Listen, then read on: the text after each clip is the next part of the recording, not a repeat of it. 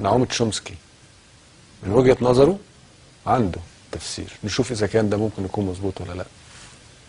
The U.S. and its allies will do anything they can to prevent authentic democracy in the Arab world. The reason is very simple. Across the region, an overwhelming majority of the population regards the United States as the main threat to their interests. In fact, opposition to U.S. policy is so high that a considerable majority think the region would be more secure if Iran had nuclear weapons. In Egypt, the most important country, that's 80%. Similar figures elsewhere. There are some in the region who regard Iran as a threat, about 10%. Well, plainly the U.S. and its allies are not going to want governments which are responsive to the will of the people. If that happens, not only will the U.S. not control the region, but it'll be thrown out. What about Egypt, most important country, but not a major center of oil production?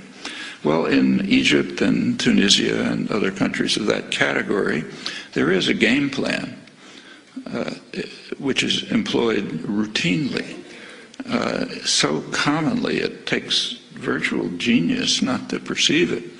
But when you have a favored dictator, for those of you who might think of going into the diplomatic service, you might as well learn it. When there's a favored dictator and he's getting into trouble, support him as long as possible, full support as long as possible.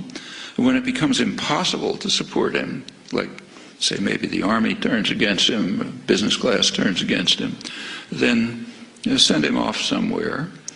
Issue ringing declarations about your love of democracy, and then try to restore the old regime, maybe with new names.